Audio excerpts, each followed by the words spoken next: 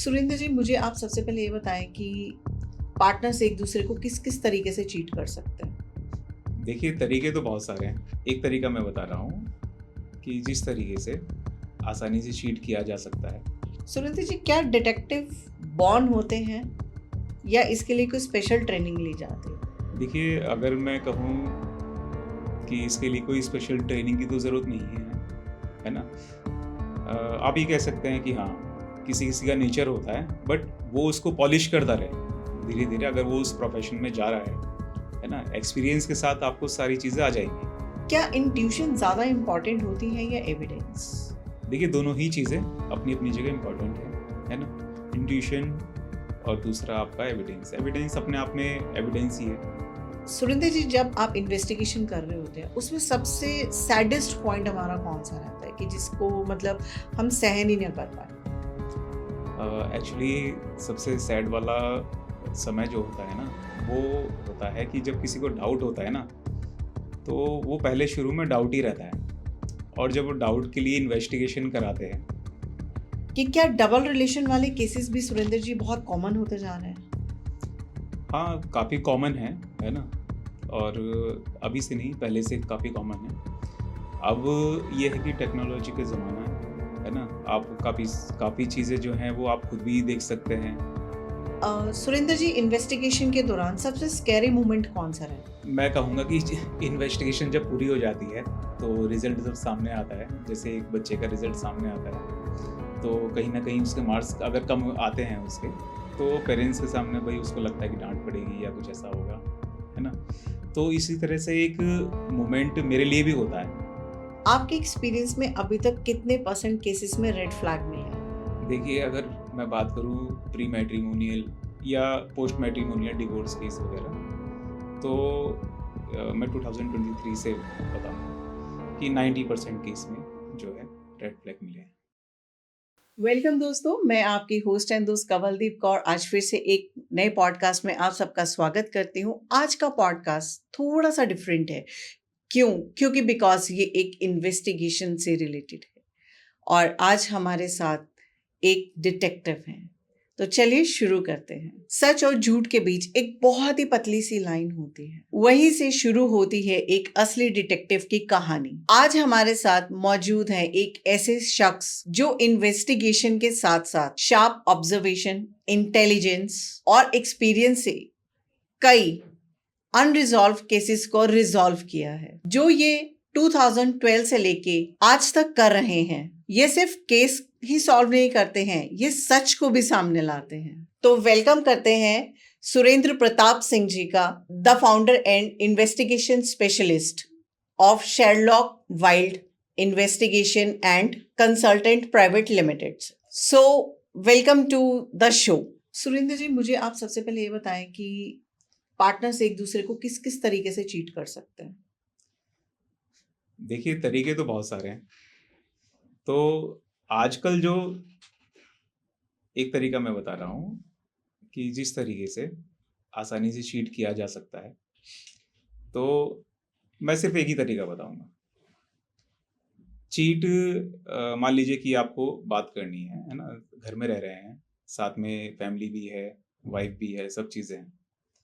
तो किस तरीके से आप अपनी गर्लफ्रेंड हो या कोई भी हो, किसी से बात कर सकते हैं। तो सबसे यूनिक आइडिया जो है या ट्रिक है, वो बता रहा हूँ। पबजी का नाम आपने सुना होगा, जी। कुछ लोग यूज़ भी कर रहे हैं।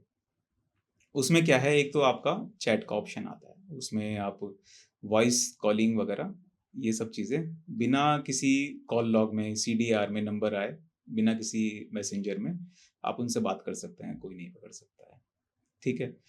और ये इन्वेस्टिगेशन में भी नहीं आएगा, अगर मान लीजिए कुछ बड़ी चीज़ हो जाती है, तो वहाँ भी इसका कोई जल्दी से पता नहीं निकाल सकता है। दूसरा है कि आप बाथरूम में, आप वॉशरूम में, नॉर्मली लोग जो चीट करते हैं बाथरूम में अपना फ़ोन लेके चले जाते हैं। तो जो वाइफ़ होती है उनको तो डाउट रहता ही है कि भई फ़ोन लेकर गए हैं, कुछ ना कुछ बात हो सकती है, चल रही हो। तो कुछ स्मार्ट लोग होते हैं, तो वो ये भी कर सकते हैं कि पबजी जो गेम है उसको आप लगाकर रखिए, उसका स्क्रीन रिकॉर्डिंग रखिए, आधे घंटे की उसकी रिकॉर्डिंग करिए कुछ और भी कर सकते हैं, बट मैं इसका मेन बस स्पेसिफिक कुछ चीज़ बता रहा हूँ। तो उसका आप आधे घंटे की रिकॉर्डिंग रखिए, 15-20 मिनट की रखिए, और जब आपको बात करनी हो, तो वो रिकॉर्डिंग चलाइए, तो जो भी बाहर है उसको यही लगेगा कि आप गेम खेल रहे हैं, राइट? तो ये करते हुए वो आराम से दूसरे काम कर सकते हैं। सुरिंदर जी, आपने कितने सालों में कितने केसेस कवर किए हैं अप्रॉक्सिमेटली? देखिए नियर अबाउट 785 के अराउंड, मतलब 800 होने वाले होंगे। क्योंकि मैंने 2012 में शुरू कर दिया था, मैं इस लाइन में 2012 में आ गया था, और 2026 अब चल रहा है। तो नियर अबाउट 800 आप बोल सकते हैं, कुछ केसेस में भूल भी गया हूँगा। तो नियर अबाउट 800 केसेस जो हैं वो सक्सेसफुली इन्वेस्टिगेट किए हैं। तो इन 800 केसेस में से कोई आपके फेवरेट टॉप 5 केसेस रहे होंगे, तो कुछ डिस्कशन हो जाए उनके ऊपर? टॉप 5 केसेस मैं 1-2 आपको बता देता हूँ। जैसे कि सबसे पहला मेरा जो केस आया था, वो आया था देहरादून। तो 2012 में पहला केस आया था मेरे पास। मतलब ऐसे नहीं आया था कि बाय फ़ोन आया हो या फिर मैंने कोई कंपनी सेटअप की हुई हो वहाँ पर। तो कोई जानने वाले थे, बैठे हुए थे, ऐसे ही आपस में बात बात चल रही थी। तो उन्होंने अपनी प्रॉब्लम जो है एक्चुअली कोई मेरे जानने वाले थे, उनके सामने डिस्कस कर रहे थे। तो मैंने उनको बोला कि ये जो आपका केस है, मैं इसको देख सकता हूँ। उन्होंने बताया कि उनकी एक डॉटर है और वो किसी के जो है प्यार में पड़ गई है। तो उस चक्कर में फैमिली में बहुत ज़्यादा लड़ाइयाँ हो रही थी, बहुत सारे इश्यूज़ आ रहे थे। तो मैंने कहा कि मैं इसको देखता हूँ कि इसमें क्या हो सकता है। मैंने केस वो ले लिया। तो उसमें क्या था, जो उनकी डॉटर थी, उसका अफ़ेयर था, हरियाणा का एक लड़का था, उसके साथ उसका अफ़ेयर था। अब क्या था कि वो लड़का जो है ऐसा नहीं था कि वन वुमन मैन हो, वो था ये कह सकते हैं आप प्लेबॉय टाइप, है ओके। ना? हालाँकि बोलना नहीं चाहिए। तो इस तरह का उसका नेचर था। तो जब वो केस मेरे सामने आया, तो एक लीड मिली कि भई अगर उसका नेचर ऐसा है, तो प्यार तो वो करता नहीं है। सीधी-सी बात है कि वो उसके पैसों के चक्कर में है। तो बस वहीं से हमारा इन्वेस्टिगेशन शुरू हुआ। जो वो लड़का था, उस लड़के के पास हमने एक कॉल अरेंज कराई या पूरा सेटअप किया एक कहानी बनाकर कि आपका प्राइज़ निकला है, ये कंपटीशन है, आपका ये प्राइज़ निकला है, आपने ये मोबाइल जीता है। तो उस मोबाइल को हमने वहाँ पर भिजवाया, उस एड्रेस पे भिजवाया। साथ में 1-2 फ़ोटोग्राफ़र भी, इंटरव्यू भी लिया उसका कि आपको कैसा लग रहा है। मोबाइल उसने रिसीव किया। एक्चुअली उस मोबाइल में सॉफ्टवेयर था पहले से इंस्टॉल्ड, वो स्पाईवेयर जो बोलते हैं। तो 2012 में सबसे पहला जो स्पाईवेयर था वो मैंने इंस्टॉल किया फ़ोन में। तो उसके बाद जब हमने उसको ऑब्ज़र्व करना शुरू किया, तो पता चला कि जो लड़की थी, उससे तो बात करता ही करता था, लेकिन उसके अलावा भी 4-5 लड़कियों से और बात करता था। अब क्या है, वो जो लड़की थी, जो उनकी डॉटर थी, उसको ये लगता था कि ये मुझसे ही प्यार करता है सिर्फ़, बाकी मेरे लिए लॉयल है। बट जब हमने देखा, उसकी बातें सुनी, उसके मैसेज वगैरह पढ़े, तो पता चला कि कहीं और भी अफ़ेयर हैं, 3-4, मतलब 1-2 नहीं, ज़्यादा 3-4 आप कह सकते हैं उनके अफ़ेयर थे। तो जब लड़की को ये सारे प्रूफ़ वगैरह दिए गए, जी। तो प्रूफ़ देखने के बाद पहले तो उसने ज़्यादा रिएक्ट नहीं किया कि शायद हो सकता है ये बनाकर कुछ ऐसा कर रहे हों। बट जब उसकी मीटिंग कहीं पर फ़िक्स हुई किसी लड़की के साथ, हुँ, तब हमने उस लड़की को मनाया कि यहाँ पर ये इनसे मिलने वाला है, इस होटल में जाने वाला है, हुँ। आप आइए, इस चीज़ को अपनी आँखों से देखिए। और जब वो लड़का होटल में गया उस लड़की के साथ, स्टार्टिंग में नहीं किया, कुछ घंटे हम शांत रहे, उसके बाद उनको बुलाया। तो रात को 10 साढ़े 10 बजे हम होटल पे पहुँचे, और होटल पे पहुँचने के बाद वो लड़की सामने आई, दरवाज़ा खुलवाया, तब पता चला वो लड़की के साथ किसी और लड़के के साथ वहाँ पर था। उसके बाद जो है उस लड़की की आँखें खुली, और उसके बाद जो उनके फैमिली इश्यूज़ थे और ये सब चीज़ें वो सॉल्व हुए।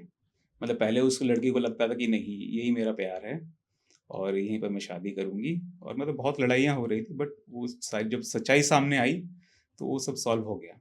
तो ऐसा भी नहीं है कि कोई ऐसे-वैसे पर्सन हो, काफ़ी नोन फैमिली है देहरादून की, और राजपुर रोड पर रहते हैं, बट डिस्क्लोज मैं ज़्यादा करना ही नहीं चाहूँगा।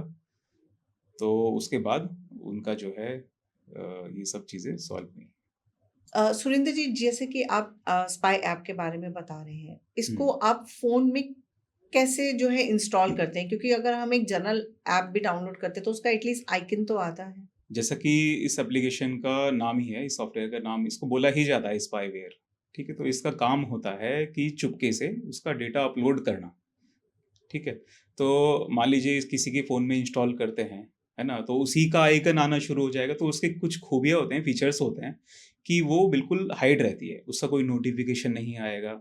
अ, अब हम बात करते हैं सुरेंद्र जी की, जैसे कि आजकल इन्वेस्टिगेशन एक बहुत हुँ, कॉमन चीज़ हो गई है, जिसमें मैं प्री मैरिज, पोस्ट मैरिज या कोर्टशिप के दौरान हुँ। मैं कुछ आपसे बात करना चाहूँगी, क्योंकि बिकॉज़ ये बहुत एक आज की डेट का मेजर पॉइंट है। तो आप मुझे बताएँ कि जो इस टाइप की इन्वेस्टिगेशन है, अगर हम शादी से पहले की बात करते हैं, हुँ। तो इसमें कौन-सी पार्टी की साइड से ज़्यादा कॉल्स रहते हैं, कि लड़के की साइड से ज़्यादा रहती हैं या लड़की वालों की साइड से रहते हैं? देखिए, अगर मैं पहले की बात करूँ, तो पहले लड़की वालों की तरफ से ज़्यादा रहती थी।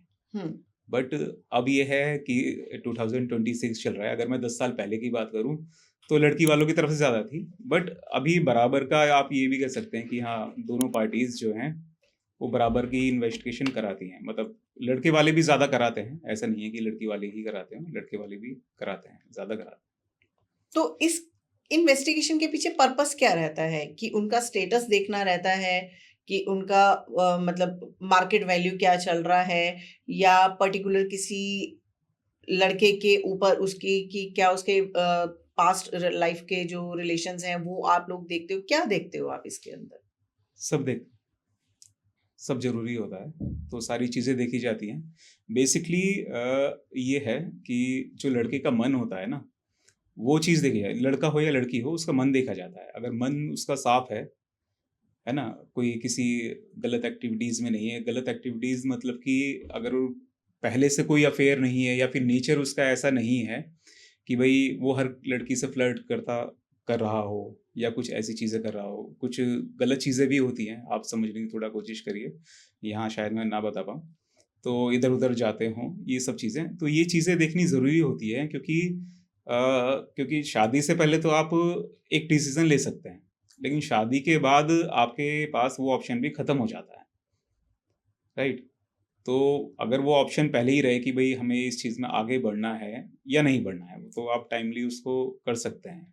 और शादी अगर एक बार हो गई तो फिर उसके बाद तो डिवोर्स ही होता है, कोई ऑप्शन ज़्यादा बचते नहीं हैं। अगर हुँ, हम पोस्ट मैट्रिमोनियल करवा रहे हैं हुँ। किसी का, राइट? तो इसके क्या चांसेस निकल के आते हैं कि वो रिश्ता आगे चल के 100% खरा उतरेगा या नहीं? देखिए, डिपेंड करता है ना? कि आप किस तरीके की इन्वेस्टिगेशन कराना चाह रहे हैं, मतलब आपका पर्पज़ क्या है ना? पोस्ट मैट्रिमोनियल में भई आजकल जो चीज़ें देखी जाती हैं, वो कॉमनली सबसे बड़ा रीज़न जो रहता है वो एडल्टरी का रहता है। मान लीजिए कि पति है या पत्नी है ना? अगर किसी को डाउट है, तो वो इन्वेस्टिगेशन इस चीज़ की कराएँगे कि भई अगर भई मुझे कोई धोखा तो नहीं दे रहा है, दे रहा है तो किस लेवल का दे रहा है ना? अगर वो चीज़ें जो है कुछ टाइम बाद खत्म होने की गुंजाइश है कि भई चलिए कोई बात नहीं, ये शॉर्ट टर्म के लिए है, कुछ टाइम के लिए है, भई 1 महीना 2 महीने चलेगा, है ना? लेकिन मुझे ठीक रख रहा है, तो उनके पास फिर भी एक ऑप्शन रहता है कि भई कोई बात नहीं, 2-3 महीने में खत्म हो जाएगा, इनका नेचर ही ऐसा है। बट कुछ केसेज़ ऐसे होते हैं बहुत सीरियस हो जाते हैं। मान लीजिए कि शादी हो गई, कोई नई लड़की मिली, है ना? या एक्स है, मतलब कि पहले ही कोई गर्लफ्रेंड रह चुकी जी। है, ठीक है? तो उनके साथ बात शुरू हो गई। तो उनके साथ जब बात शुरू हो जाती है, तो वो फिर दोबारा से जो है, जो पहले का प्यार था या फिर कुछ नया प्यार है, तो वो नई चीज़ें शुरू होती हैं। नई चीज़ें जब शुरू होती हैं, तो उसके बाद जो इंसान है, वो पीछे नहीं हटता है फिर। कई लोगों का नेचर होता है, पीछे हटने की गुंजाइश कम रहती है। तो उस केस में क्या होता है कि जो पर्सन है, जो इन्वेस्टिगेशन करा रहे हैं ना, उनके लिए खतरा हो जाता है। खतरा मतलब कि हो सकता है डिवोर्स ही हो जाए, है ना? ओके। लास्ट में जाके डिवोर्स ही होता है ना? तो इस चीज़ से बचने के लिए लोग अपना प्री मैट्रिमोनियल वगैरह ये सब चीज़ें कराते हैं। सुरिंदर जी, एक नॉर्मल प्री मैरिज इन्वेस्टिगेशन में कौन-कौन सी चीज़ें आप सबसे पहले वेरीफाई करते हैं? देखिए इसमें तो जो पर्सन है, उनका सबसे पहले तो कैरेक्टर सबसे ज़्यादा मेन मेरे ख्याल से होना चाहिए। कैरेक्टर कैसा है उनका, है ना? फाइनेंशियली कैसे हैं, कैसे नहीं है, वो बात की चीज़ है। बट किसी का कैरेक्टर ही जो है वो खराब हो, तो आगे का भविष्य तो खराब है उनका फिर। तो सबसे पहले तो कैरेक्टर ही देखा जाता है। इन्वेस्टिगेशन कितने दिन में कंप्लीट करके देते हैं आप? डिपेंड करता है कि किस तरीके की इन्वेस्टिगेशन है। अगर प्री मैट्रिमोनियल का है तो उसमें 10 डेज़, 15 डेज़ भी हम वॉच करते हैं, है ना? ऐसा नहीं होता है कि भई अपना 3 दिन में, 4 दिन में। कई कंपनीज़ होती हैं जो ऐसा करते हैं, 3-4 दिन में पूरी रिपोर्ट लाके दे देते हैं। लेकिन कई बार ऐसा भी होता है कि लड़के वालों को या लड़की वालों को पता होता है कि हाँ, मेरी इन्वेस्टिगेशन होने वाली है, क्योंकि बहुत स्मार्ट होते हैं। उन्हें पता रहता है कि भई अब बात हुई है शादी की, तो अब इन्वेस्टिगेशन भी करेंगे, है ना? नॉर्मली होता है, सबको पता रहता है। तो अपनी कुछ चीज़ें होती हैं उनकी, तो बंद कर देते हैं, जो गलत चीज़ें होती हैं। अपना जो रूटीन होता है नॉर्मल, वही करेंगे, उसके अलावा कोई चीज़ें करते नहीं हैं। बट हम 10 से 15 दिन तक फिर भी वॉच आउट करते हैं कि कोई अलग से एक्टिविटीज़ कुछ ऐसी निकल के आए कि जिसको छुपाया गया हो, वो निकल के सामने आए। सुरेंद्र जी, अगर सपोज़ किसी का हुँ, कोर्टशिप चल रहा है, 2-3 साल से चल रहा है, हुँ, सडनली सामने वाली पार्टी को हुँ, उनकी इन्वेस्टिगेशन करानी पड़ जाती है, तो हुँ। उस केस में आप कैसे हेल्प करते हैं? देखिए, एक बार अगर ऐसा टाइम चल रहा है, उनका कोर्टशिप का टाइम चल रहा है, तो उनको कभी पता चलता है या लगता है कि थोड़ा बहुत डाउट लग रहा है उनको, या कुछ अलग चीज़ें होनी शुरू हो जाती हैं। नॉर्मली ऐसा हो भी जाता है कि 1 साल या कुछ टाइम तक आप जब साथ में रहते हैं, तो कुछ चीज़ें होती हैं कि आप नॉर्मल रूटीन से आप अलग भी जाना चाहते हैं, तो उस वक़्त भई नॉर्मल है ये चीज़ होना। बट डाउट भी कभी-कभी आता है, ऐसा नहीं है। कुछ लोग ज़्यादा स्मार्ट होते हैं, आप समझ पा रहे हो मैं क्या कहना चाह रहा हूँ। जी। तो उस चीज़ से वो दूर रहना भी नहीं चाहते हैं, तो ये अदर एक्टिविटीज़ जो हैं, वो भी शुरू कर देते हैं। तो जब ऐसी कुछ चीज़ें होती हैं, तो हमारी इन्वेस्टिगेशन फिर स्टार्ट होती है। कि क्या डबल रिलेशन वाले केसेस भी सुरेंद्र जी बहुत कॉमन होते जा रहे हैं? हाँ, काफ़ी कॉमन है ना? और अभी से नहीं, पहले से काफ़ी कॉमन है। अब ये है कि टेक्नोलॉजी का ज़माना है ना? आप काफ़ी काफ़ी चीज़ें जो हैं वो आप खुद भी देख सकते हैं, एक तरीके से आपका आईना है। आपने फ़ोन कहीं पर रख दिया, आपको थोड़ा डाउट है, आप फ़ोन खोल कर देख लेंगे, ठीक है? क्या सोशल मीडिया हमें हेल्प करता है सुरेंद्र जी सामने वाले की कैरेक्टर को क्लियरेंस देने में? देखिए, मुझे नहीं लगता है, क्योंकि इंसान जो है सोशल मीडिया पर अलग है, रियल लाइफ़ में अलग होता है, ठीक है? तो ये कहना मुश्किल है कि सोशल लाइफ़ आपकी, जो आप सोशल मीडिया पर हैं और रियल लाइफ़ में भी वैसे ही होंगे, तो काफ़ी कहना मुश्किल है। सुरेंद्र जी, जब आप इन्वेस्टिगेशन कर रहे होते हैं, उसमें सबसे सैडेस्ट पॉइंट हमारा कौन-सा रहता है कि जिसको मतलब हम सहन ही ना कर पाएँ? एक्चुअली सबसे सैड वाला समय जो होता है ना, वो होता है कि जब किसी को डाउट होता है ना, तो वो पहले शुरू में डाउट ही रहता है, और जब वो डाउट के लिए इन्वेस्टिगेशन कराते हैं, तो इन्वेस्टिगेशन में जब पॉजिटिव आता है कि हाँ, मुझे तो डाउट था, लेकिन जब पता चलता कि नहीं, यहाँ तो कुछ और ही है, गलत हो रहा है, वो समय बहुत खराब होता है। तो उस समय आपका और उस क्लाइंट का रिलेशन कैसा रहता है? एक्चुअली उन्हें थोड़ा-सा समझाना पड़ता है, कई क्लाइंट्स होते हैं बहुत ज़्यादा इमोशनली अटैच होते हैं अपने पार्टनर से। तो कई लोग इमोशनल होते हैं कि भई, हमें भी लगता है कि भई कुछ ऐसा गलत कदम ना उठा लें, तो उसके लिए भी उनकी काउंसलिंग की जाती है ना? तो उनको समझाया भी जाता है, बट स्टेप बाय स्टेप उनको बताया जाता है कि हाँ भई, कुछ ऐसी चीज़ें हैं, मतलब एक झटके में नहीं, लेकिन उनको धीरे-धीरे बताया जाता है ताकि उसके लिए वो मेंटली प्रिपेयर रहें। सुरेंद्र जी, क्या डिटेक्टिव बॉर्न होते हैं या इसके लिए कोई स्पेशल ट्रेनिंग ली जाती है? देखिए, अगर मैं कहूँ कि इसके लिए कोई स्पेशल ट्रेनिंग की तो ज़रूरत नहीं है ना? आप ये कह सकते हैं कि हाँ, किसी-किसी का नेचर होता है, बट वो उसको पॉलिश करता रहे, धीरे-धीरे, अगर वो उस प्रोफ़ेशन में जा रहा है ना? एक्सपीरियंस के साथ आपको सारी चीज़ें आ जाएँगी। थोड़ा-सा टेक्नोलॉजी में इंटरेस्ट ज़्यादा हो, टेक्नोलॉजी जैसे कि आजकल चल रही है अपग्रेड, उसके साथ सिंक हो, क्या चल रहा है, क्या नहीं चल रहा है, तो हाँ, आराम से। तो आप मुझे कुछ टेक्नोलॉजी के बारे में बताएँगे कि किस टाइप के आप इक्विपमेंट्स अपने इस इन्वेस्टिगेशन के टाइम पे यूज़ करते हैं या आपकी टीम यूज़ करती है? देखिए, अगर मैं बात करूँ फील्ड इन्वेस्टिगेशन की, जी। जैसे कि आप उठा लीजिए प्री मैट्रिमोनियल को, हुँ। या आप पोस्ट मैट्रिमोनियल डिवोर्स केस के लिए ले लीजिए, है ना? जी। कई लोग होते हैं कि डिवोर्स केस के लिए प्रूफ वगैरह चाहिए होता है।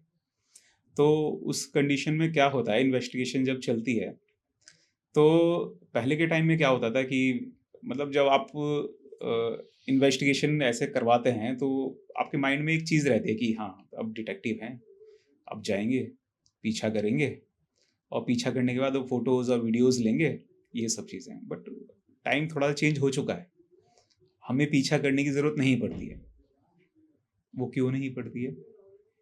क्योंकि पीछा करने के लिए ये आपके पास जो रखा हुआ है मोबाइल, यही हमारे लिए हथियार है। तो हम इसी में जो है पहले से चीज़ें इंस्टॉल कर देते हैं, है ना? ऐसा नहीं है कि हम आपका मोबाइल लेंगे तो उसमें इंस्टॉल किया जाएगा, ऐसा नहीं है।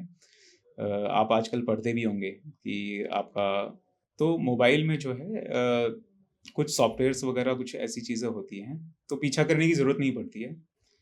तो आपके मोबाइल में ऑलरेडी वो इंस्टॉल किया जा चुका होता है, उसके बाद से आप कहीं भी जाएँगे, आपकी लोकेशन ट्रेस होती रहेगी। ऐसा नहीं है कि हम आपका पीछा करेंगे, पीछा करने के बाद गाड़ी आपकी गाड़ी के पीछे है। आप जहाँ रुकेंगे, टीम वहाँ पहुँचेगी। आपका वीडियो चाहिए, फ़ोटो चाहिए, या जो भी सीन चल रहा है, वहाँ उसको एनालाइज़ करेगी, और उसके साथ फिर प्रूफ वगैरह गैदर किए जाते हैं। कि मतलब अब वो वाले प्रिसेप्शंस नहीं हैं कि कोई बड़ी-सी हैट पहनेगा, लॉन्ग सा कोट पहनेगा, ब्लैक ग्लासेस लगाए होंगे और वो डिटेक्टिव बन के इधर-उधर घूम रहा होगा। तो वो प्रिसेप्शन हटकर आप लोगों ने एक ऐप के थ्रू उस चीज़ को और ईज़ी कर दिया राइट, राइट। है। राइट। क्योंकि अगर आप इस तरीके से जाएँगे, तो आपको हज़ार लोगों की भीड़ में भी कोई भी पहचान सकता है। क्योंकि बचपन से हम लोग यही देखते आ रहे हैं, एक हुँ, डिटेक्टिव की इमेज ही हम लोगों के लिए वही क्रिएट है। हुँ, सो दैट्स व्हाई कि अगर कुछ इतना ईज़ी प्रोसेस है कि कहीं ना जाए बगैर अगर वो हुँ, प्रोसेस हमारा हो रहा है, तो डेफ़िनिटली ये सब लोगों के लिए बहुत ही हुँ, हेल्पफुल है कि जो हुँ, आगे जाके किसी को कोई हार्म भी ना हो और जो सच है वो हमारे सामने भी आए। हुँ।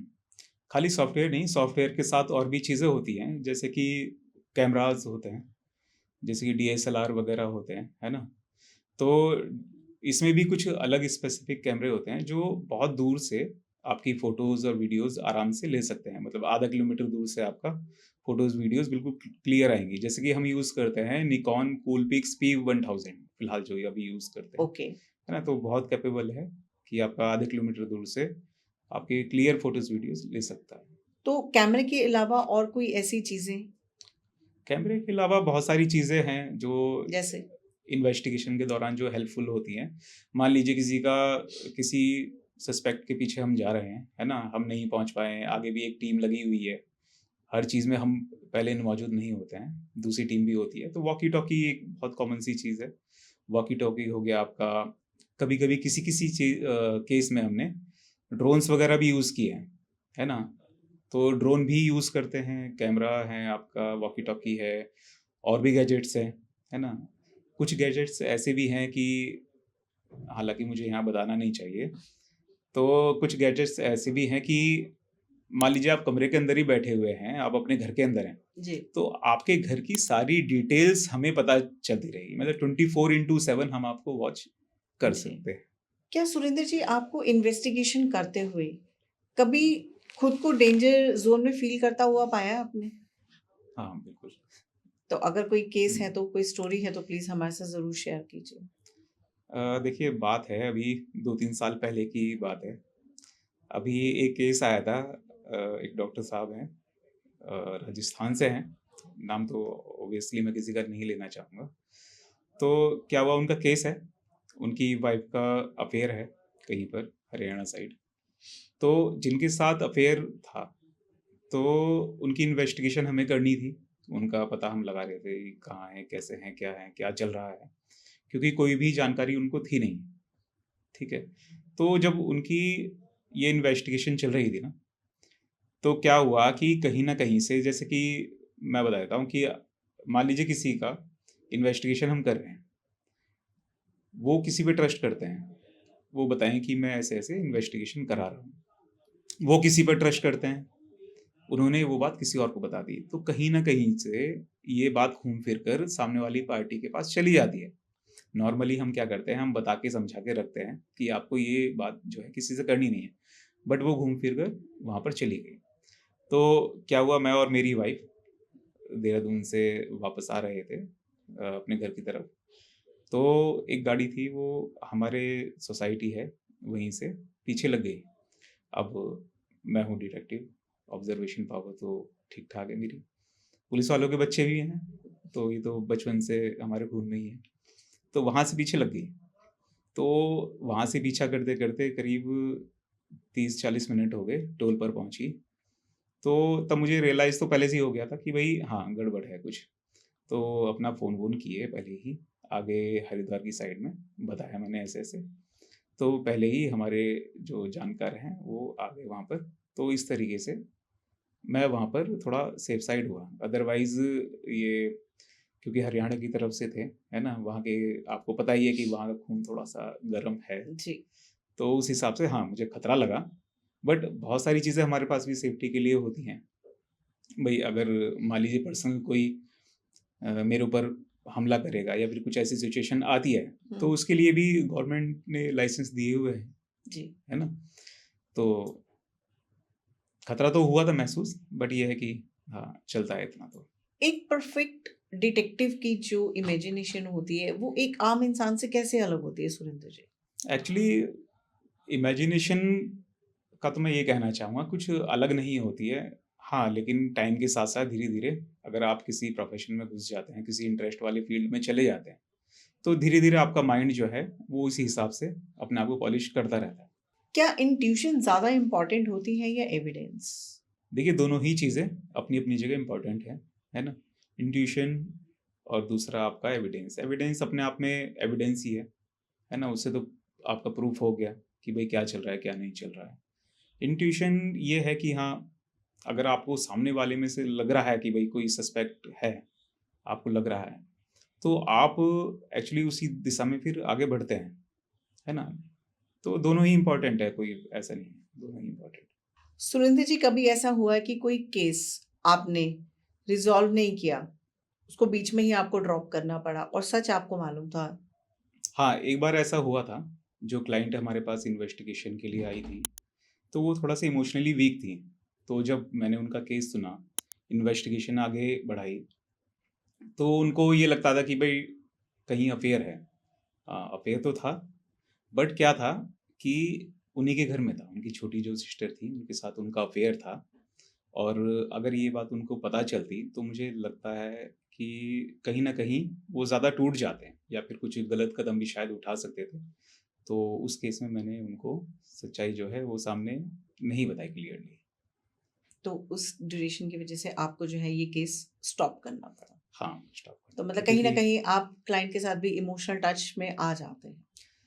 इमोशनल तो नहीं कह भी सकते हैं, बट ये है कि थोड़ा-सा प्रोफ़ेशनल भी रखना पड़ता है, लेकिन गुड फ़ेथ में, है ना? कुछ ऐसी चीज़ें ना हो जाएँ, गलत चीज़ें ना हो जाएँ, तो उस केस में सुरेंद्र जी, इन्वेस्टिगेशन के दौरान सबसे स्कैरी मोमेंट कौन-सा रहता है?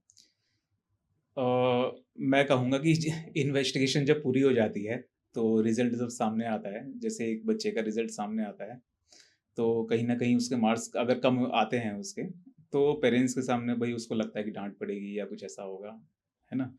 तो इसी तरह से एक मोमेंट मेरे लिए भी होता है। मान लीजिए कि उनको जब रिज़ल्ट पता चलता है क्लाइंट को, तो मुझे लगता है कि वो इस प्रूफ़ के साथ जाके, जब उनको पता चल जाता है, प्रूफ़ वग़ैरह उनके पास हो जाते हैं काफ़ी ज़्यादा, तो उसको लेकर जब वो अपने हस्बैंड के सामने या वाइफ़ के सामने या कोई भी होता है, उसके पास जाते हैं, तो मुझे ये लगता है कि उस वक़्त क्या हो रहा होगा वहाँ पर? क्योंकि मैं तो वहाँ पर मौजूद नहीं रहता हूँ। तो उस वक़्त कुछ भी हो सकता है ना? भई अलग-अलग नेचर के लोग होते हैं। हो सकता है कोई लड़ाई कर रहा हो सकता है कोई प्यार से बात कर रहा हो। कहीं-कहीं ऐसा भी होता है कि लड़ाई ज़्यादा बढ़ जाती है और वो थाने तक या हॉस्पिटल तक भी पहुँच जाती है। तो उस केसेज़ में जो है वो काफ़ी स्कैरी टाइम होता है वो। तो कभी आपने इस चीज़ को पर्सनली ऑब्ज़र्व किया है कि आपको कभी पुलिस स्टेशन जाने की नौबत आई हो या आपको हॉस्पिटल तक जाने की नौबत आई हो? नहीं, ऐसा तो कभी नहीं हुआ है, बट हाँ, कभी-कभी खबरें ऐसी पता चल जाती हैं कि भई हस्बैंड वाइफ जो हैं, वो लड़के जब उनके पास प्रूफ वगैरह हो गए, वो थाने पहुँच गए या फिर डिवोर्स के लिए अप्लाई कर दिया। तो बड़ा बुरा लगता है कि जब वो डिवोर्स के लिए इस इन्वेस्टिगेशन के बाद अगर वो डिवोर्स के लिए अप्लाई कर देते हैं या कुछ ऐसी चीज़ें होती हैं, तो वो चीज़ फिर बुरी लगती है। पर्सनली मुझे बुरी लगती है। ओके, तो कभी आपको इन चीज़ों को लेकर कभी आपने किसी एक पार्टी की साइड लेकर, जिस पार्टी के लिए आप इन्वेस्टिगेशन कर रहे थे, तो कभी आप स्टेटमेंट देने के लिए कोर्ट गए हैं? देखिए, ऐसी नौबत तो कभी आई नहीं। अगर मैं कहूँ प्री मैट्रिमोनियल या फिर पोस्ट मैट्रिमोनियल या फिर लॉयल्टी टेस्ट के लिए, तो जी। ऐसी नौबत तो नहीं आई। हाँ, क्रिमिनल कुछ केसेस ऐसे होते हैं कि वहाँ जाना पड़ता है, देखने के लिए भी, कभी-कभी एविडेंस में भी आ जाता है, तो हम जाते हैं वहाँ। सुरेंद्र जी, रियल डिटेक्टिव और ब्योमकेश जैसे जो फिक्शनल स्टोरीज हैं, इन दोनों में डिटेक्टिव्स के कैसे डिफरेंट डिफरेंट रोल्स हैं? तो पहले की इन्वेस्टिगेशन और आजकल की जो इन्वेस्टिगेशन चलती है, दोनों में ज़मीन आसमान का फ़र्क है। पहले के ज़माने में देखिए जो डिटेक्टिव हुआ करते थे, वो फिज़िकली जाते थे इधर-उधर। बट अब ऐसा नहीं है। अब आप सॉफ्टवेयर के ज़रिए या फिर गैजेट्स होते हैं, ठीक है? तो उसके ज़रिए आप घर बैठे भी बिना किसी फील्ड इन्वेस्टिगेशन के आप काफ़ी केसेज़ जो है वो सॉल्व कर सकते हैं। सबसे कड़वा सच क्या है जो कोई नहीं जानता? देखिए, डिटेक्टिव जो है उसकी लाइफ़ का सबसे कड़वा सच या झूठ कुछ नहीं होता है। वो आपकी तरह ही नॉर्मल इंसान होता है और कुछ नहीं होता। क्या आपको कभी किसी पावरफुल पर्सन के अगेंस्ट इन्वेस्टिगेशन के लिए रोका गया है? हाँ, एक बार ऐसा हुआ है कि साउथ इंडिया के एक बहुत फ़ेमस एक्टर हैं, थोड़ी छोटी हाइट है और बियर्ड उनकी थोड़ी शार्प है। अभी मूवी भी आई थी उनकी और उनके लिए इन्वेस्टिगेशन आई थी कि इनका एक्चुअली डिवोर्स होने वाला है या नहीं। जो उनकी सामने वाली पार्टी थी वो मालूम करना चाह रही थी। एक्चुअली उनकी फैमिली मेंबर्स ही मालूम करना चाह रहे थे जो दूर के होते हैं कि उनका डिवोर्स का क्या चल रहा है। वैसे तो कोई खबरें ऐसी थी नहीं, लेकिन उनका डिवोर्स का मामला कुछ चल रहा था, तो उसी के बारे में वो अपडेट लेना चाह रहे थे। तो जब इन्वेस्टिगेशन शुरू करी, तो शुरू करने के 3-4 दिन बाद साउथ से फ़ोन आने शुरू होते हैं कि आप इन्वेस्टिगेशन कर रहे हैं, आप यहीं रोक दीजिए, आपके लिए अच्छा होगा। अब भई बहुत बड़ा नाम है, ऐसा भी नहीं कि छोटा-मोटा नाम हो। तो मुझे वो चीज़ें एक्चुअली ये नहीं कि डर वाली चीज़ नहीं थी, लेकिन कुछ चीज़ों को सोचते हुए कि भई वहाँ से बहुत ज़्यादा तो कुछ मिलना नहीं है या फ़ायदा तो होना नहीं है। तो अपनी सेफ्टी कंसर्न से मुझे वो चीज़ें फिर बीच में ही छोड़नी पड़ी और उससे कुछ फ़ायदा भी नहीं था, छोड़ना ही बेहतर था।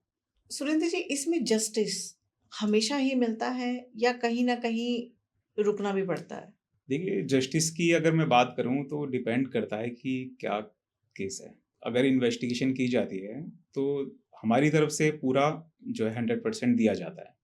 मान लीजिए प्री मैट्रिमोनियल या लॉयल्टी टेस्ट वगैरह कुछ ऐसा होता है ना? या किडनैपिंग का ही जो हम कर सकते हैं, उसमें दिया हमारा 100% ही जाता है। बट ये कहना मुश्किल है कि सामने वाली पार्टी को जस्टिस मिला है या नहीं मिला है। अगर वो सैटिस्फाई नहीं है, तो सीधी-सी बात है, नहीं मिला है। क्या कभी-कभी आपको अपनी खुद की भी आइडेंटिटी को छुपा के रखना पड़ता है कि कहीं वो ना रिवील हो जाए? हाँ, बिल्कुल। जैसा कि आप अभी मुझे इस पॉडकास्ट में देख रहे हैं, तो हालाँकि पॉडकास्ट वगैरह तो कई साल पहले शुरू हो चुके हैं। तो इसका एकमात्र रीज़न ये है कि मैं अब आया हूँ, वो रीज़न यही है कि मुझे अपनी आइडेंटिटी छुपाकर रखनी पड़ती है। क्योंकि कई केसेज़ ऐसे होते हैं कि मुझे कहीं जाना पड़ता है, तो सामने वाली पार्टी मुझे पहचान ना ले। अगर पहचान लेंगे तो उनको थोड़ा डाउट हो जाएगा। तो उस केस में फिर आइडेंटिटी जो है वो मैं अपनी बचा कर रखता हूँ। क्या डिटेक्टिव बनने के बाद लोगों के ऊपर क्या ट्रस्ट कम हो जाता है सुरेंद्र जी? नहीं, ऐसा नहीं है। जो ट्रस्ट करने लायक लोग हैं, उन पे ट्रस्ट किया जाता है और आप एक बार डिटेक्टिव बन गए या आपका नेचर वैसा हो गया, तो इसका मतलब ये नहीं कि आप हर चीज़ को शक की निगाह से देखेंगे। नॉर्मल नॉर्मल लाइफ़ है, नॉर्मल सोच सकते हैं। अब ये ज़रूरी नहीं है कि हम हर किसी को शक की निगाह से देखें, तो ऐसा नहीं है। सुरेंद्र जी, अगर आप डिटेक्टिव नहीं होते, आप क्या होते? देखिए, अगर मैं डिटेक्टिव नहीं होता, या तो मैं कोई बिज़नेस कर रहा होता या मैं पुलिस में होता।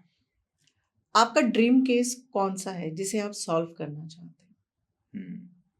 ये थोड़ा-सा बताना मेरे लिए मुश्किल है। अ, मैं केस को सॉल्व तो करना चाहता हूँ, बट मुझे लगता है कि उसकी बात ना की जाए तो ज़्यादा अच्छा है।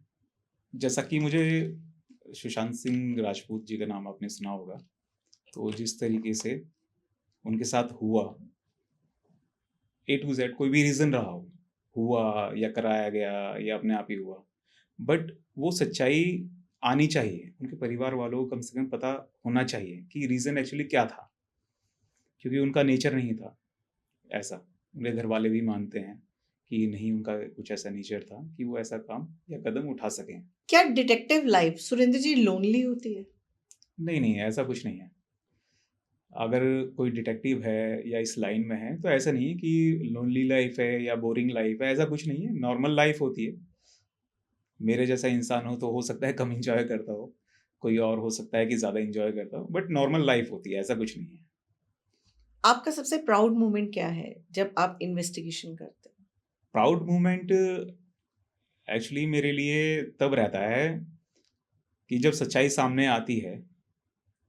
अगर मान लीजिए कोई फीमेल क्लाइंट है और उनके जो हस्बैंड हैं या कोई भी है, उनकी सच्चाई सामने जब आती है ना, सामने आने के बाद वो क्लीन निकलते हैं, जो कि आजकल बहुत मुश्किल है।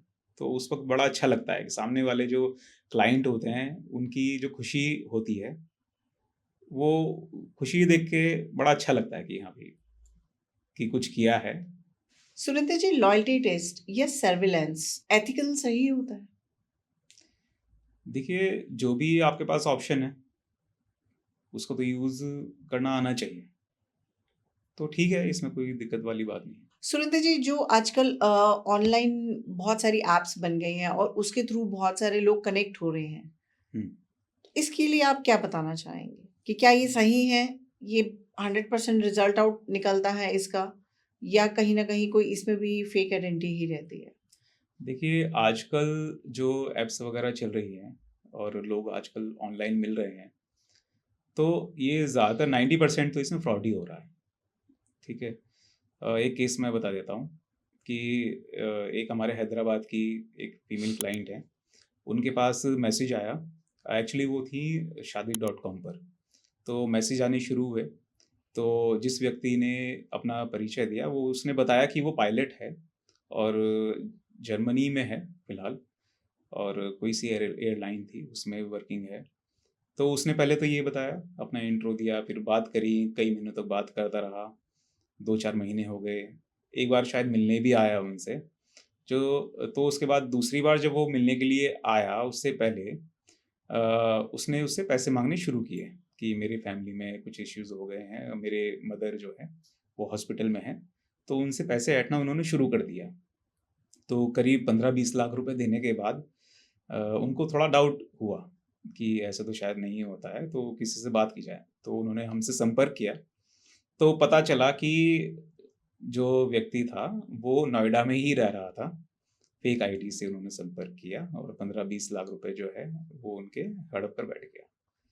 तो मेरा तो यही मानना है कि 90% तो चांसेज़ यही हैं कि फ्रॉड आजकल चल भी रहे हैं, तो आप थोड़ा बच के रहिए।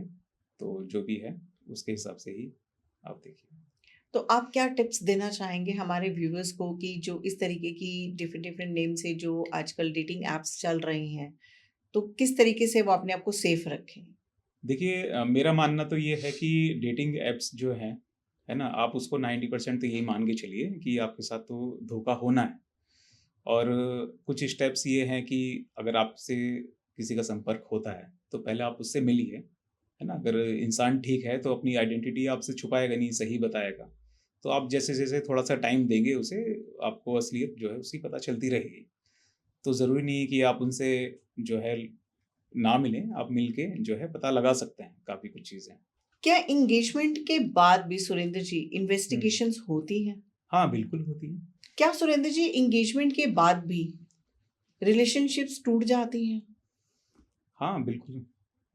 ऐसा ज़रूरी नहीं है कि चलता ही रहे। इंसान के सामने जब सच्चाई आती है, तो एंगेजमेंट छोड़िए, कोई भी रिलेशनशिप हो, वो अगर इंसान गलत है तो हाँ डेफिनेटली छूट जाती है।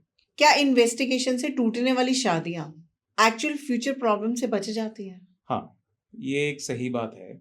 मान लीजिए कि आपने प्री मैट्रिमोनियल इन्वेस्टिगेशन करी, आप जिसे शादी करने वाले थे, आपको शादी से पहले पता चल गया कि इनका नेचर ऐसा है, मतलब कि फ्लर्टी टाइप का है, वो कहीं भी इन्वॉल्व हो जाते हैं, ठीक है? अगर आपको लगता है कि आप इनको झेल सकते हैं, झेलना वर्ड मैं गलत कहूँगा, अगर आप इनके साथ लाइफ जो है गुजार सकते हैं, तो ठीक है आप आगे बढ़िए, अदरवाइज़ जो है आप बैकआउट कर जाइए। तो इस चीज के लिए कभी किसी लड़के या लड़की को शर्मिंदा तो नहीं होना पड़ता है कि हाँ अगर ऐसा हुआ, हमने उसके लिए इतने सारे प्लान्स बना लिए थे और अब हमें शर्मिंदा होना पड़ रहा है? भाई देखिए, शर्मिंदा तो आपको कोर्ट में भी होना पड़ेगा, तो उससे अच्छा ये है कि आप पहले ही बैकआउट कर जाएँ, तो ज़्यादा बेटर है। सुरेंद्र जी, कौन से रेड फ्लैग्स होते हैं जिन्हें कभी हमें इग्नोर नहीं करना चाहिए? देखिए, रेड फ्लैग्स तो बहुत सारे हैं, लेकिन फिर भी कॉमन सी चीज़ मैं बता देता हूँ जो आजकल इग्नोर नहीं करनी चाहिए। जैसे कि मोबाइल को, मान लीजिए मोबाइल साथ में है आपके पार्टनर के पास, उसका पासवर्ड चेंज हो जाना, फ़ोन हमेशा अपने पास ही रखना, आपको नहीं देना। अगर आप ले लेते हैं तो एकदम से नाराज़ हो जाना, उसको एकदम से छीन लेना, मोबाइल को अपने साथ बाथरूम में ले जाना। इन्वेस्टिगेशन कराना गलत है या ये सही डिसीजन है? बिल्कुल सही डिसीज़न है। पहले के टाइम में ऑप्शन नहीं हुआ करते थे, अब काफ़ी ऑप्शन हैं, है ना? क्योंकि टाइम भी कुछ ऐसा चल रहा है कि काफ़ी लोग जो हैं वो गलत साबित हो जाते हैं। शादी के बाद गलत साबित हों, उससे अच्छा है कि पहले सच्चाई पता चल जाए इन्वेस्टिगेशन के द्वारा, तो आप उस चीज़ से बच सकें। आपके एक्सपीरियंस में अभी तक कितने परसेंट केसेस में रेड फ्लैग मिले हैं? देखिए, अगर मैं बात करूँ प्री मैट्रिमोनियल या पोस्ट मैट्रिमोनियल डिवोर्स केस वगैरह, तो पिछले साल से लेके अब तक मैं 2023 से बताऊँगा कि 90% केस में जो है रेड फ्लैग मिले हैं। सुरेंद्र जी, कई बारी देखने में आया है कि कई लोग परेशान ही रहते हैं अंदर ही अंदर, बट उनको सही डिटेक्टिव एजेंसीज का नहीं पता होता, सही लोगों तक वो अप्रोच नहीं कर पाते हैं, तो उनके अंदर वो चीज़ें दबती ही चली जाती है और उनका रिलेशन कहीं ना कहीं ब्रेक हो जाता है। तो आप इसमें आप कैसे हेल्प कर सकते हैं लोगों की? देखिए, अगर कुछ लोग परेशान रहते हैं और वो उसमें आगे नहीं बढ़ना चाहते हैं, तो उनकी एक चॉइस है ये, उनका परेशान होना ही ठीक होता है। वो इसलिए मैं कह रहा हूँ, थोड़ा-सा बुरा लग सकता है, क्योंकि टेक्नोलॉजी का ज़माना है। आप डिटेक्टिव एजेंसी हायर कर सकते हैं, है ना? ये ज़रूरी नहीं है कि आप अंदर ही अंदर घुटते रहें। आप डिटेक्टिव एजेंसी से संपर्क कर सकते हैं। उसके थ्रू जो प्रूफ़ वगैरह हैं, भई आपको डाउट है, उसको क्लियर कर सकते हैं, है ना? जब आपके पास ऑप्शन है, तो घुट-घुट के जीने की क्या ज़रूरत है? सुरेंद्र जी, एक मेरा सबसे ही मेन इम्पॉर्टेंट क्वेश्चन है कि हम कैसे पता करें कि हमारे जो पार्टनर हैं वो लॉयल हैं? बहुत मुश्किल है। आप सिर्फ़ डाउट कर सकते हैं। ये पता करना कि लॉयल है या नहीं है, आजकल के ज़माने में बहुत मुश्किल है। बिना इन्वेस्टिगेशन के कुछ भी नहीं पता चल सकता। अगर आप एक नॉर्मल ह्यूमन बीइंग होते, डिटेक्टिव की अगर मैं लाइफ छोड़ दूं, तो आप कैसे चीट करते? अ, ठीक है, मैं बता देता हूँ थोड़ा-सा। देखिए, बहुत यूनिक आइडिया है कि हर किसी के दिमाग में नहीं आता है। आपका देखिए, आपका नहीं हर किसी का एक फ्रेंड होता है, ठीक है? जैसे कि मेरा भी फ्रेंड है ना? बचपन के दोस्त हैं। आप फ़ोन मिलाइए, उसे कहिए कॉन्फ्रेंस पे ले लो ज़रा। कॉन्फ्रेंस पे लेंगे, बात करेंगे आधा घंटा, 1 घंटा जो भी बात करनी है। बीवी को क्या लगेगा? वाइफ़ को तो ये लगेगा कि अपने दोस्त से बात कर रहे थे। आप रखिए, कॉल लॉग डिलीट मत करिए, सामने जाइए, बिल्कुल दिखाइए, कभी कोई नहीं मालूम कर पाएगा। तो ये आपकी तरफ से ये एक टिप है, ये एक एडवाइस है, ये क्या है? ये तो आप यहाँ पे मेरे से प्ले बटन खेल गए। नहीं, नहीं, एक्चुअली मैं सिर्फ़ आपकी बात का जवाब दे रहा था कि अगर मैं होता तो मैं क्या करता? तो जी। ये सबसे अच्छा तरीका है, जो पहले भी कामयाब था, अब भी कामयाब है, ये आगे भी कामयाब रहेगा। सुरेंद्र जी, आपकी इस एजेंसी में कौन-कौन सी इन्वेस्टिगेशन की फैसिलिटीज़ हैं? देखिए अभी जो अवेलेबल हैं pre matrimonial, post matrimonial, loyalty test, fraud case investigation, जो साइबर क्राइम से रिलेटेड जो जितने भी आजकल डिजिटल अरेस्ट भी चल रहा है, जी। तो जितनी भी इन्वेस्टिगेशंस हैं जो मैंने आपको बताया ये फिलहाल अवेलेबल हैं।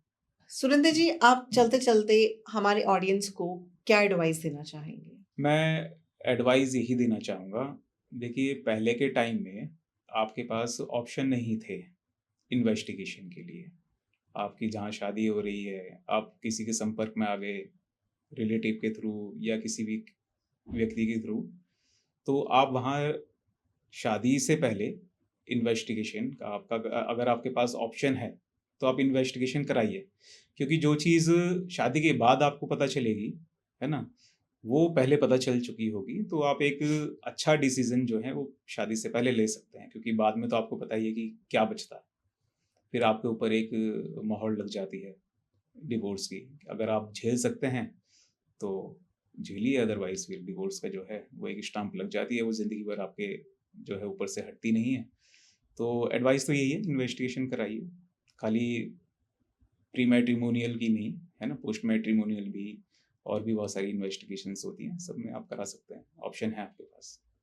Thank you so much Surendra ji, आपके साथ इतनी अच्छी कॉन्वर्सेशन रही जो आपने अ, इस इन्वेस्टिगेशन के दौरान हमारे ऑडियंस को बताएं कि किस तरीके से हम बच सकते हैं, क्या प्रिकॉशंस ले सकते हैं, किस तरीके से गैजेट्स आप लोग यूज़ करते हैं और कितना सेफली आप खुद रहते हुए सामने वाले को एक अच्छा रिजल्ट दे सकते हैं। तो हम चाह नहीं रहे हैं इस पॉडकास्ट को यहाँ पे ही रोकना, बट क्या करें, समय की मजबूरी है, समय भी चल रहा है उसी रफ्तार से। तो हम इस पॉडकास्ट को यहीं एंड करते हैं और जल्दी से हम लोग जो है एक नए पॉडकास्ट के साथ आते हैं, कुछ नई स्टोरीज़ के साथ हम आते हैं। तो हम आपका तहे दिल से थैंक यू करते हैं कि आप आए अपना इतना प्रीशियस टाइम निकाल के हमारे इस पॉडकास्ट में। Thank you.